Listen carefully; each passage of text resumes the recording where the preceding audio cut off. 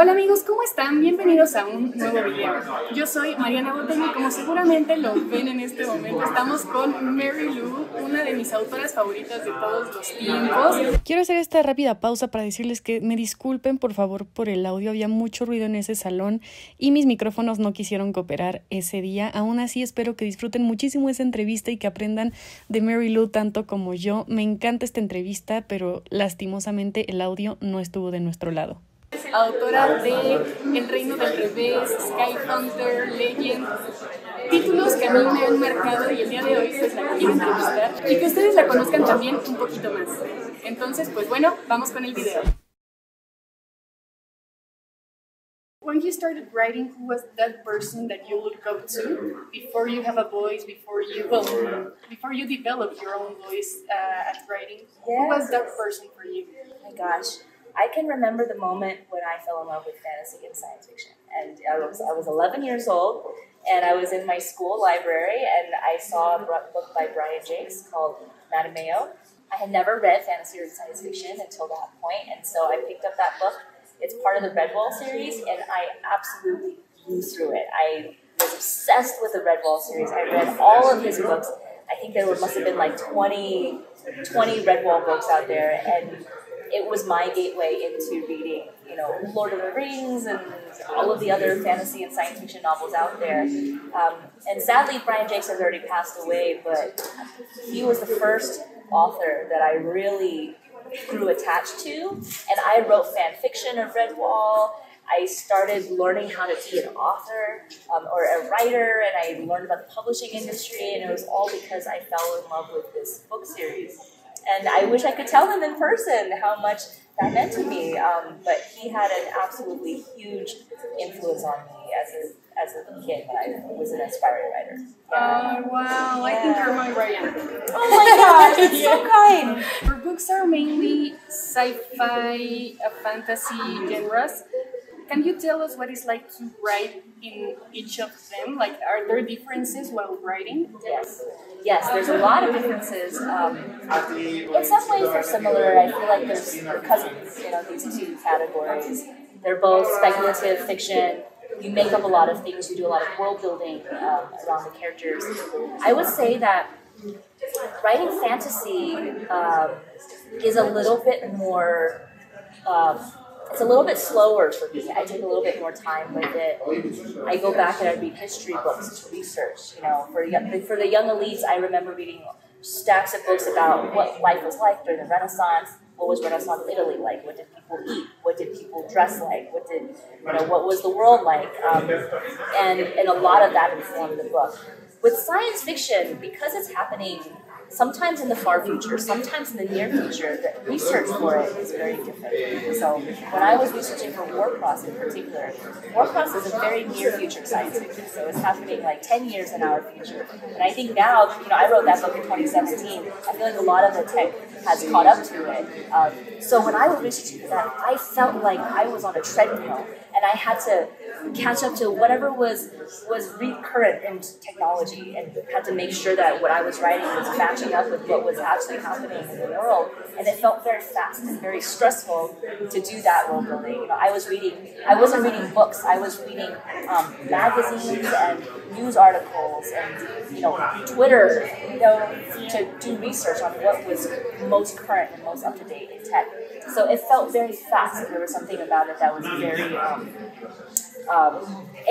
anxious for me in a way that it wasn't for the younger kids. That was the difference for me. Yeah, like a race against technology. It's a race against time. Yes, a race against technology. I was deeply moved by The Kingdom of Black. I cried. I didn't expect that because I'm not a huge fan of Mozart. I like music in general. I like classic music, but the approach you did was great, genius. Right. Thank you. I'm so glad that you like it. And how did you manage to weave fiction and fantasy into a story to Mozart's story? Yeah, that's a great question, and it means a lot to me that you like that book, because that book took me the longest to write out of any of my books. I started writing The Kingdom of Back Before Legend. It was actually the first book that I pitched, and it didn't end up selling in the beginning.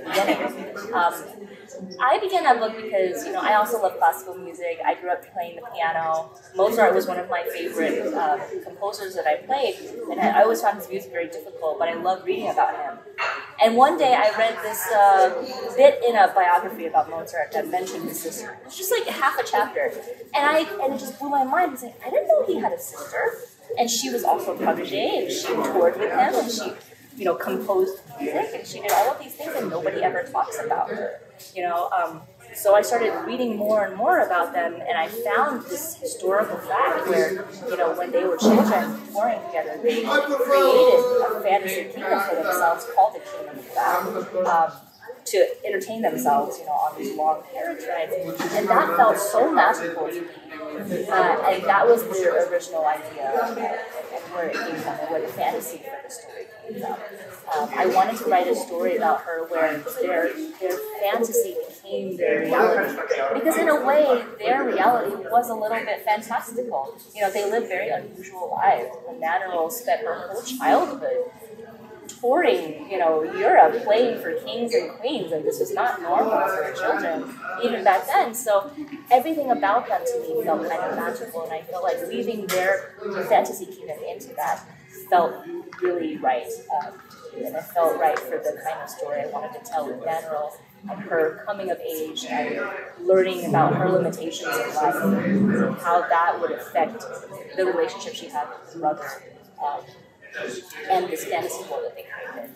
Yeah, I think it was beautiful the way you make us remember this woman forgotten by history, because no one knows her. And thanks to you, now we do. I'm so glad. Yes, she's fascinating. Out of all your books, is there one that you're super fond of? Which one is the closest to your heart? Oh, that's a hard question. Gosh, I think all of my books have something special about them that makes me love them. Let's see, my favorite child at the moment is Stars and Smoke, because I wrote that book during the pandemic. I started in March of 2020 when everything was terrible and we didn't know what was going on in the world, and I realized that I couldn't escape into my fantasy and science fiction books because real life had become science fiction, and it no longer felt like an escape for me. So I needed to write something that felt like an escape and that made me feel happy during a time that was really dark. So I came up with Stars and Smoke, and it gave me a lot of joy to write during the pandemic, and to write about a pop star and a spy, and their romance, and so that book has a really, really soft spot in my heart. I'm eager to read that one. I haven't read that one. Oh, I hope you like it. Thank you. I know I will. What do you think is the coolest thing about your writing style? Oh my gosh. I can tell you what I had the most fun writing. So there's two things I really like to write. I like to write action scenes. I think they're really fun.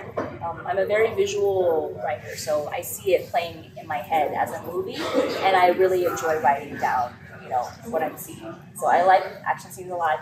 I really like writing romance, but it's really, really difficult for me to write it. It takes me longer than anything else in my books. I can write an action scene in a day, no problem.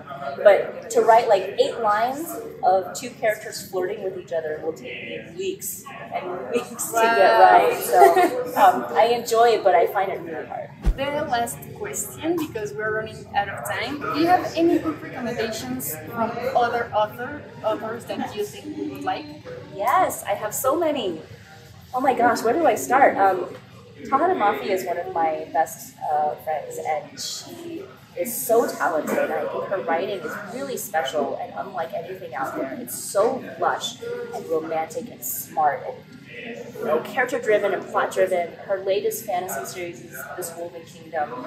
It's beautiful, full of heart, full of romance. I've loved every book of hers that I've read. I think she's fantastic. If people haven't read, I think most people have read Todd's book. She's huge, but in case you haven't, she's wonderful. And Sabaa Tahir is another amazingly talented author and friend of mine.